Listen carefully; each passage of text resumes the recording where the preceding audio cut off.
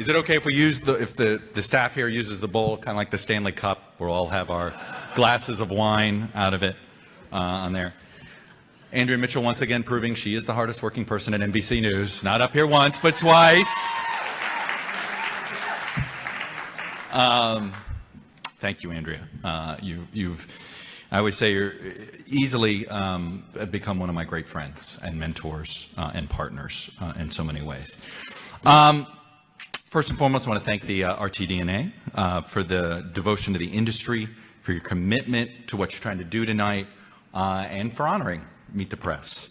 And so let me say this, on behalf of Martha Roundtree, Ned Brooks, Lawrence Spivak, Bill Monroe, Roger Mudd, Marvin Cowell, Chris Wallace, Garrett Utley, Tim Russert, Tom Brokaw, David Gregory, myself, and that great team over there, thank you.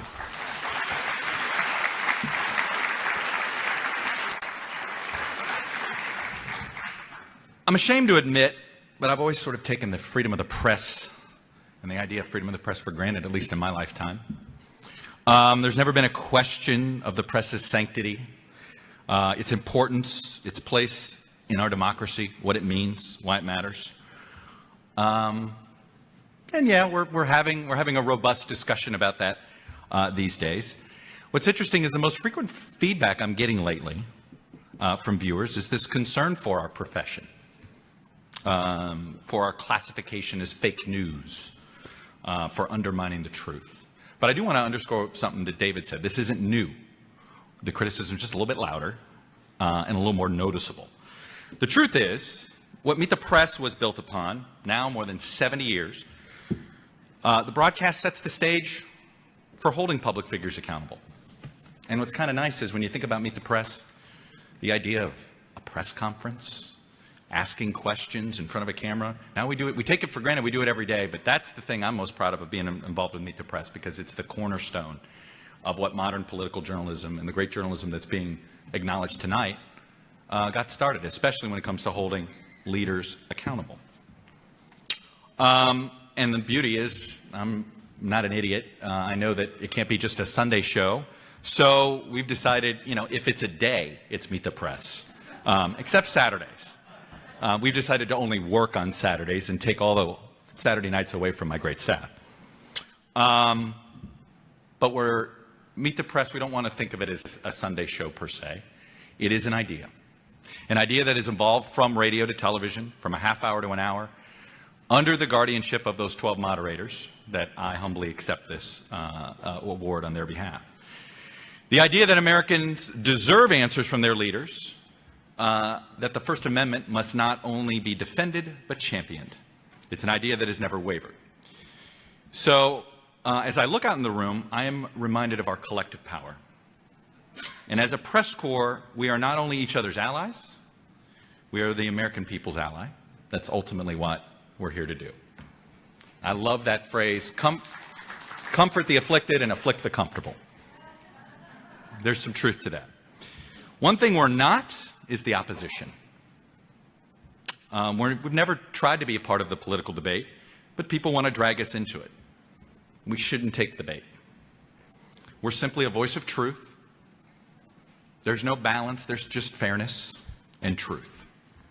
And a true voice and the truth is what we all need to be hearing right now. A voice that no matter how many disparaging tweets or calls of fake news, we can't let it be silenced.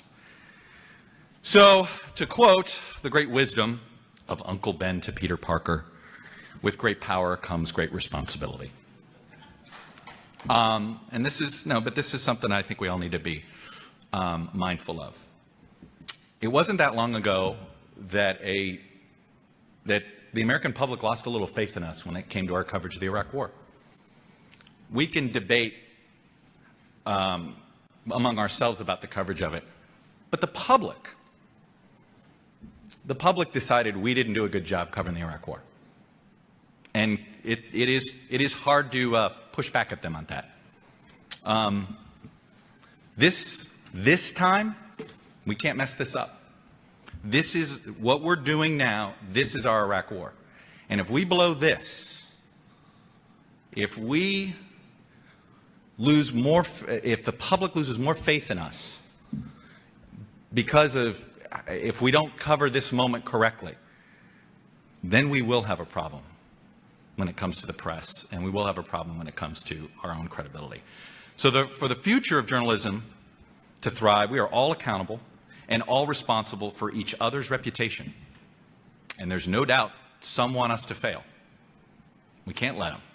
Our collective conduct, our collective reporting, all of our sourcing, all of our tweets, they are reflective of not just me as an individual, NBC News or Meet the Press, but of the entire press as an institution. Nielsen cannot be our senior producer. And viral can't be our,